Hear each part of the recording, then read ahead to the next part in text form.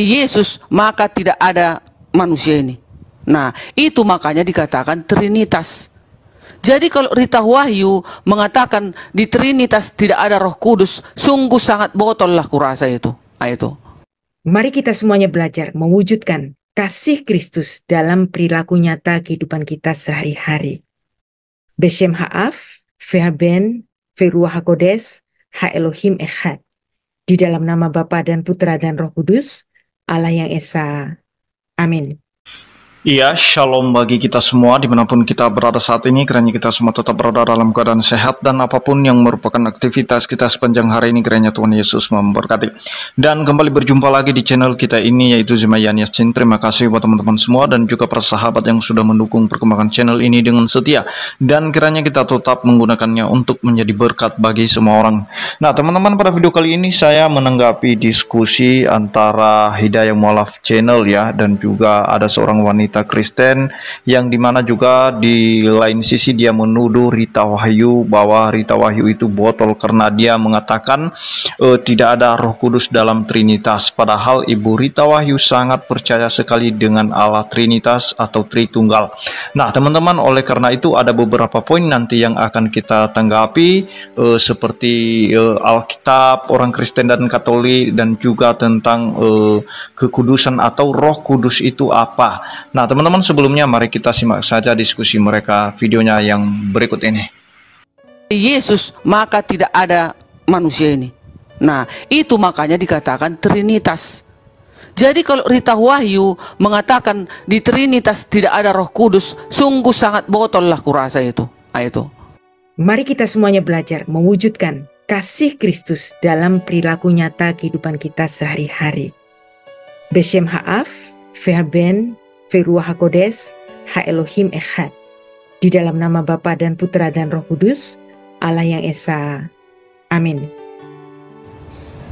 Itu jawaban saya sebagai seorang ibu yang hanya umat biasa saja. Saya tidak sekolah, tetapi saya tahu gambaran Trinitas itu bagaimana. Kalau kita tidak tahu gambaran Trinitas, kita tidak mengenal siapa pencipta langit dan bumi ini. Sedangkan sewaktu Elohim berbicara kepada Musa, tidak langsung Allah itu yang nongol kepada siapa? Kepada Musa. Dia menjadi apa? Api di semak duri. Sewaktu Elohim itu berbicara kepada Abraham, dia menjadi apa? Malaikat. Udah? Nah, jadi menjadi tiang awan, menjadi tiang api.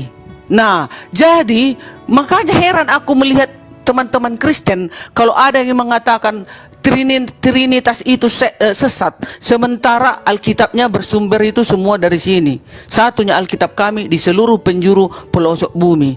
Jadi kalau ada di luar dari sini, berarti mereka sudah melenceng. Mereka sudah melanggar pekerjaan-pekerjaan para rasul dan para bapak gereja. Gitu dia. Jadi kalau ada yang melenceng dari sini, berarti mereka mau mengambil kesimpulannya sendiri. Mereka tidak bekerja sama. Seharusnya teman-teman Kristen itu bekerja sama dong dengan Trinitas ini. Nah, itu menurut saya. Bu Darni, itu bukan Trinitas nggak ada Roh Kudus, tapi orang-orang yang pemahamannya Trinitas itu yang dibilang punya roh kebencian, nggak ada Roh Kudus dalam diri mereka. Iya, satu salah juga kalau kita sudah nanti berdiskusi. Kalau salah, kurang ajar kau, bidat kau, sesat kau, apa kau. Sebenarnya itu bukan Roh Kudus lagi. Itu udah iblis berkata. Ya kita kan kayak gini lah, sharing kita begini. Ya kuterangkan aja apa yang saya tahu. Nggak bisa aku membidat-bidatkan orang kan gitu. Kalau ku bilang pun tadi botol kayak gitu, itu biasa. Karena kami sesama Kristen, karena Alkitab kami satu, nggak dua Alkitab di dunia ini, satu cuman. Nah maka heran aku. Dua lah Bu, dua lah. Punya Katolik sama punya Protestan beda. Oh iya, Katolik memang iya berbeda. Tetapi tetap isinya sama. Paling ada beberapa yang ditambahi. Enggak, yang punya Saksi Yehova beda lagi. Begitu. Apa ditambahi dia Saksi Jehovah? Setahuku sama. Bedanya. Setahuku sama. Nah nanti kukirim nanti Bu. Yang versi itulah ya. Pelangi juga beda lagi ya, versi Pelangi lagi. Oh, persib itu tadi, contoh pelangi tadi.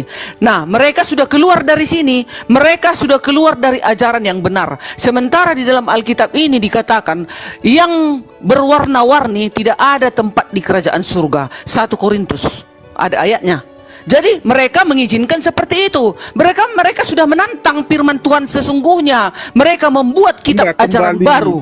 Kembali ke ini Bu Darni nih, kan dibilang bahwa orang Trinitas tuh nggak ada Roh Kudus. Kan memang benar bahwa orang nggak Trinitas semua yang tidak ada Roh Kudus, yang bagi orang-orang yang sedikit-sedikit kalau bisa gitu marah. kita tanya, Bu Darni punya Roh Kudus nggak? Bu Darni nih, Bu Darni kan Trinitas nih. Ya. Bu Darni punya nggak? Kalau nggak ada Roh Kudus dalam hatiku, aku tidak akan melakukan kebaikan. Nggak kulakukan ibadah hari Sabat ini hari. Loh, kalau gitu orang kayak kami nih, kami juga berbuat kebaikan. Bang Dewa tuh bantu janda banyak. Janda-janda dibantuin. Bang Dewa punya Roh Kudus nggak? Sebentar Pak ya, sebentar ya. Kalau bicara Roh Kudus itu sebenarnya sifat-sifat ya Pak. Iya. Bukan seperti sekarang ini. Jadi sifat-sifat kebaikan itu ada kemurahan hati, ada kebaikan hati. Itu buah Bang, itu buah-buah roh. Iya, itulah buah kuasa kudus. Jadi sifat-sifat kuasa kudus tapi itu kan nggak bisa gini Bang. Kadang kayak gini, buah-buah tuh susah juga dinilai. Contoh nih Bu Darni nih, kita lihat dia suka membantu orang, memang ya sumbang makan. Tapi rupanya ya dia suka sumbang makan tuh memang karena mau jadi caleg dia. Udah mau ikut caleg, jadi dia bantu orang tuh karena ada maksud. Nah, gimana kita tahu dia Roh Kudus? Benar. Itu nggak benar. Sebenarnya itu motif apa ya? Setiap orang manusia punya motif ya Bang ya, punya motif. Tapi yang benar manusia kita kalau ini. masalah Roh Kudus gini lah, artinya mau nanya, Muslim punya Roh Kudus nggak kalau gitu? Udahlah gitu aja. Muslim ada Roh Kudus nggak? Kalau saya mengomentari Muslim ya, saya kan Kristen ya, tapi nggak bisa saya bilang itu Muslim punya Roh Kudus, nggak bisa seperti itu, karena kuasa kudus itu yang punya. Oke. Sedangkan kita mau Muslim mau Kristen, kita bicara manusia ya, sama-sama kok. Yang baik ada, yang jahat juga ada, sama kita. Yang suka bantu orang banyak, sama kan? Yang cabul juga banyak, sama-sama kok. Jadi apa bedanya kalau gitu? Jadi karena kita gini Bang ya, karena kita ini manusia yang tidak sempurna, ya, manusia yang tidak sempurna, ya cenderung berbuat salah Bang. Apalagi kita sudah tertanam dosa. Nah, tapi kita bisa minta kuasa kudus kepada Allah itunya. Nah, Allah yang akan memberikan kuasa kudus itu kepada orang-orang yang betul-betul memintanya, gitu. Nah, kita bisa tiru sifat kuasa kudus.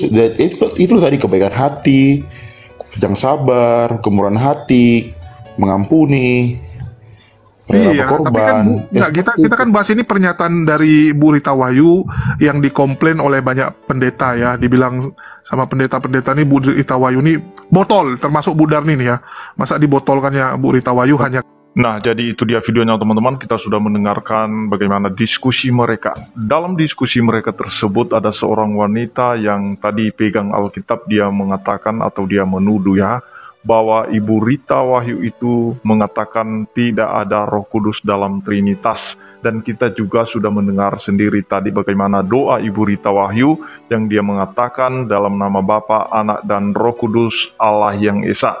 Itu artinya bahwa Ibu Rita Wahyu itu mengakui adanya Roh Kudus dalam diri Allah yang Esa. Dan yang kedua, di mana mereka membahas tentang Alkitab Kristen Protestan dan juga Alkitab Kristen Katolik ya.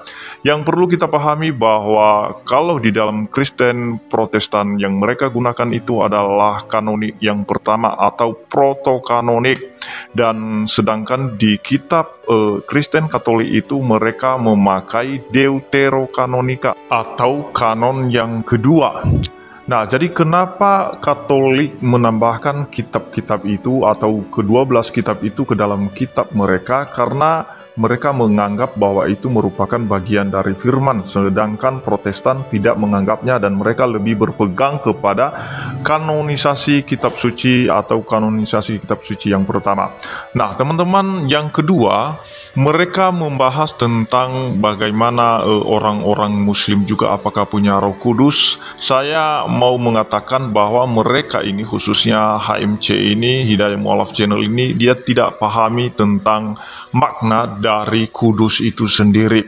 Nah, sebenarnya orang yang memiliki Roh Kudus itu ukurannya bukan karena ia berbuat baik, sehingga HMC tadi dia mengatakan bagaimana dengan orang Muslim yang berbuat baik, yang bukan Kristen yang berbuat baik, apakah tidak ada Roh Kudus dalam hidup mereka, sedangkan mereka itu banyak yang berbuat baik misalnya kan.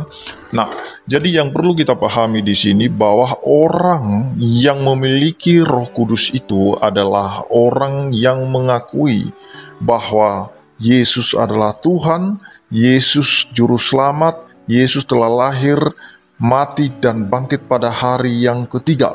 Itu harus diakui itu dan tidak menyangkal tentang penebusan Kristus. Itulah ciri-ciri orang yang memiliki Roh Kudus dalam dirinya. Dan sesuai firman Tuhan mengatakan bahwa orang yang mengakui Allah atau mengakui Yesus sebagai Allah yang datang dalam rupa manusia, maka itu merupakan orang yang memiliki Roh Kudus dalam hidupnya. Karena orang yang memiliki Roh Kudus, dia tidak pernah menyangkal penebusan. Pertanyaannya, bagaimana dengan mereka-mereka yang melakukan kebaikan tetapi tidak mengakui Yesus sebagai Tuhan dan Juru Selamat? Tentu saja kesimpulannya dan sesuai dasar firman Tuhan bahwa di dalam mereka tidak ada Roh Kudus. Jadi yang perlu saya tekankan di sini bahwa orang yang menerima Roh Kudus adalah orang yang sudah mengakui Yesus Tuhan dan Juru Selamat, dan dia dimateraikan oleh Roh Kudus menjadi milik Kristus. Nah, jadi kalau ada orang di luar Kristen melakukan segala kebaikan, segala kebajikan, mungkin ada hal-hal yang baik mereka lakukan, itu atas dasar keinginan mereka sendiri, atas dasar kepentingan mereka sendiri. Tentu saja kalau ada orang yang berbuat baik, seperti mereka nyinggung politik tadi ya, atau caleg ya, tentu saja dia melakukan hal yang baik, berbagi dan lain sebagainya, itu karena ada kepentingan di dalamnya. Sedangkan orang yang hidup di dalam Kristus, dia menghasilkan buah bukan karena ada kepentingan pribadinya, melainkan itu adalah efek, dampak, buah dari apa yang dia imani. Dan dia harus mengikuti karakter Kristus dalam hidupnya. Nah, itu saja yang perlu saya sampaikan. Kiranya Tuhan Yesus memberkati kita semua. Shalom.